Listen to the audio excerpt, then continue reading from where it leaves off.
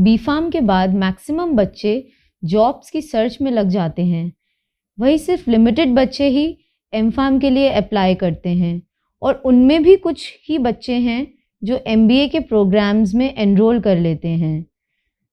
तो ये सुनने में थोड़ा सा अजीब ज़रूर लगेगा कि MBA after B Pharm, but इसका आंसर है हाँ। तो फ्रेंड्स, अगर आप बी फार्म के स्टूडेंट हैं, आप तब भी एमबीए में एडमिशन ले सकते हैं। बट क्वेश्चन ये है कि अगर आप एमबीए करना चाहते हैं तो आपके लिए कौन सी स्ट्रीम बेस्ट होगी। हेलो फ्रेंड्स, मैं मिसेस सुगंध खंडेलवाल आज आपका स्वागत करती हूँ हमारे चैनल नॉलेज साथी पर। आज इस चैनल में मैं अपने वीडियो के थ्रू आप सबको ये बताना चाहूँगी कि आप लोगों के लिए क्या क्या करियर अपॉर्चुनिटीज़ हो सकती हैं आफ्टर एमबीए। क्या कोर्स की एलिजिबिलिटी है, क्या फ़ीस स्ट्रक्चर है, आपका कोर्स करिकुलम क्या होगा, यानी कि कौन कौन से आपके सब्जेक्ट्स होंगे, कौन से सेमेस्टर्स में, and etcetera. So friends, video start करने से पहले मैं आप सबसे रिक्वेस्ट करना चाहूँगी, अगर आपने हमारे चैनल को सब्सक्राइब नहीं किया है तो आप सब्सक्राइब कर लीजिए और पास में बने हुए बेल आइकन के बटन को प्रेस कर दीजिए, जिससे कि आपको आने वाले सारे वीडियोस के नोटिफिकेशंस टाइमली मिलते रहेंगे। सो फ्रेंड्स, अब स्टार्ट करते हैं हम हमारा आज के इस वीडियो को। तो बी फार्म करने के बाद अगर आप मैनेजमेंट में अपना करियर बनाना चाहते हैं तो यहाँ पर आपके सामने मेनली 2 ऑप्शंस रहते हैं। फर्स्ट इज़ कि आप मास्टर्स इन हॉस्पिटल मैनेजमेंट करते हैं या फिर मास्टर्स इन फार्मास्यूटिकल मैनेजमेंट कर सकते हैं। और इन दोनों ही कोर्सेज में आपको क्या क्या सीखने को मिलता है और आप किस तरह से इन दोनों मास्टर्स डिग्री को कर सकते हैं, आइए ये हम लोग समझते हैं आगे के इस वीडियो में। तो पहला है मास्टर्स इन हॉस्पिटल मैनेजमेंट। तो हॉस्पिटल मैनेजमेंट जो है उसका काम बहुत ही रिस्पॉन्सिबिलिटी का है। हॉस्पिटल से जुड़ी सभी ज़रूरतों को टाइमली पूरा करना, प्राइवेट हॉस्पिटल्स में टाइमली डॉक्टर्स को अपॉइंट करना और इक्विपमेंट्स की मेंटेनेंस को देखना एक हॉस्पिटल मैनेजर की ही वर्किंग्स होती हैं। तो इसके लिए क्या एलिजिबिलिटी क्राइटेरिया होगा ये मैं आपको बताती हूँ।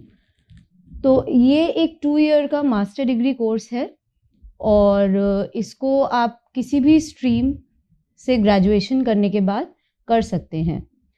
फिर चाहे आपका graduation BA, BCom, BBA, BDS, MBBS, B Pharm, homeopathy, BAMS कुछ भी हो सकता है।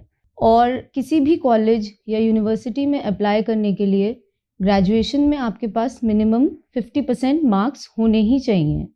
लेकिन ये एलिजिबिलिटी यूनिवर्सिटी या कॉलेज के बेसिस पर अलग भी हो सकती है। तो ऐसे में जिस भी यूनिवर्सिटी या कॉलेज में आप एडमिशन के लिए अप्लाई करें तो वहाँ के एडमिशन क्राइटेरिया को ज़रूर से चेक कर लें। अब हम लोग थोड़ा सा मैं आपको ब्रीफ करना चाहूँगी इसमें जो सेमेस्टर वाइज सब्जेक्ट्स हैं उसके ऊपर। तो एमबीए इन हॉस्पिटल मैनेजमेंट में हम लोग फर्स्ट सेमेस्टर में जो पढ़ते हैं सब्जेक्ट्स वो हैं marketing, human resource management, business communication, organisational behaviour, financial accounting and research methodology. वहीं हम लोग सेकेंड सेमेस्टर में जो सब्जेक्ट्स पढ़ेंगे वो है legal and ethical aspects, health economics, biostatistics, hospital planning and strategic management. So ये जो सब्जेक्ट्स हैं सारे, ये यूनिवर्सिटी अपने प्रोग्राम्स के बेसिस पे भी चेंज कर सकती है। ये ज़रूरी नहीं है कि यही सारे सब्जेक्ट्स आपको इन दोनों सेमेस्टर्स में ही मिल पाएँ। एमबीए इन हॉस्पिटल मैनेजमेंट आप 2 तरीक़ों से कर सकते हैं, एक तो full time and second is part time भी कर सकते हैं। तो यहाँ पर कुछ यूनिवर्सिटीज़ जैसे कि GMAT, CMAT, MAT, XAT, SNAP और एटीएमए जैसे एंट्रेंस एग्ज़ाम्स के बेसिस पे भी सिलेक्शन करती हैं। वही कुछ यूनिवर्सिटीज़ डायरेक्ट एडमिशन्स भी देती हैं बिना किसी एंट्रेंस के। तो बात करते हैं अब इसके फ़ीस स्ट्रक्चर की। तो यहाँ पर फ़ीस 50,000 पर ईयर से लेके 2 लाख पर ईयर तक हो सकती है। तो नेक्स्ट हम देख लेते हैं कि क्या क्या जॉब अपॉर्चुनिटीज़ हो सकती हैं। तो एमबीए इन हॉस्पिटल मैनेजमेंट करने के बाद आपके पास प्राइवेट एंड गवर्नमेंट हॉस्पिटल्स में जॉब के ऑप्शंस हैं। Then second, pharma medical companies में भी हैं, like Practo and Cipla etcetera. Then pharmaceutical companies भी हो सकती हैं एंड हेल्थ केयर कंसल्टेंसीज भी हैं। और लास्ट में आप फ्रीलांसिंग भी कर सकते हैं। वही कोर्स कंप्लीट होने के बाद अगर आपकी सैलरी ग्रोथ की बात करें तो एक एवरेज हॉस्पिटल में आपकी सैलरी 30,000 टू 50,000 रुपीज़ के बीच में हो सकती है, जो कि बाद में इंक्रीज़ होके इंडियन रुपीज़ के अकॉर्डिंग लाख में भी पहुंच सकती है, according to your experience and organisation के स्टेटस के बेसिस पे।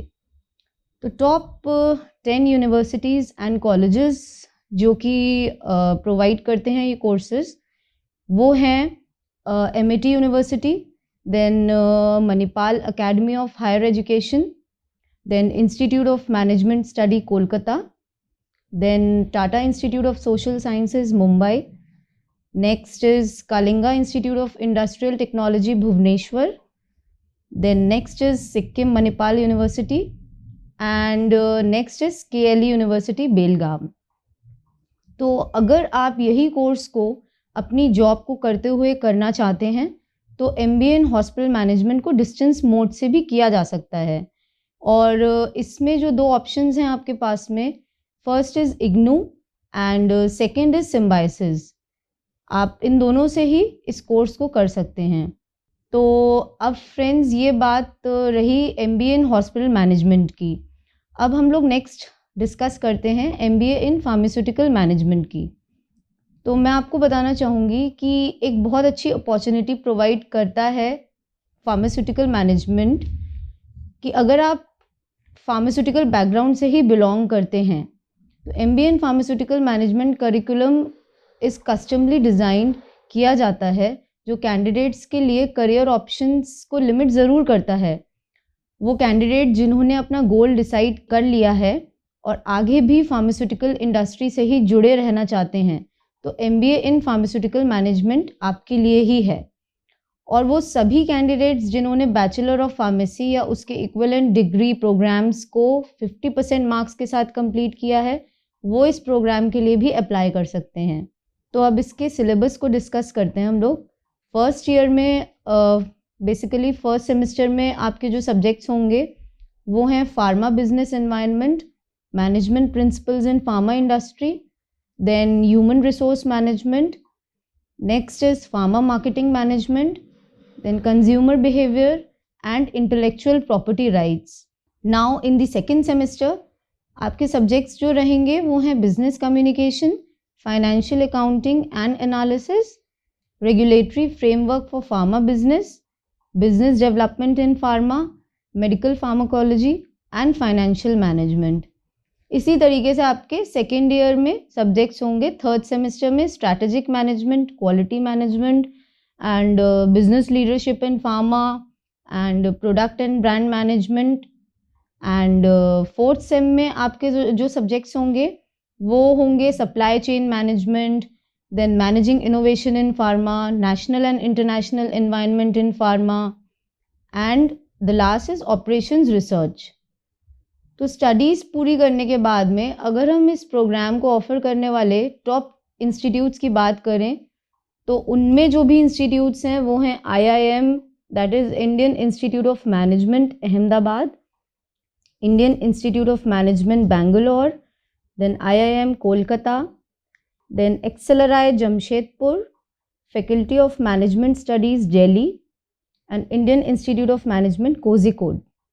तो अगर आप इस कोर्स की एवरेज फ़ीस की बात करें तो ये fees approximately 4 lakh to 10 lakh के बीच में ही रह सकती है डिपेंडिंग अपॉन द इंस्टीट्यूट।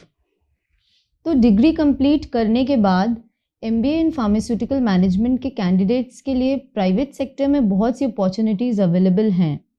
जैसे ज़्यादातर फार्मास्यूटिकल कंपनीज़ MBA इन फार्मास्यूटिकल मैनेजमेंट के कैंडिडेट्स को बहुत जल्दी अच्छे पोजीशंस के लिए हायर कर लेती हैं।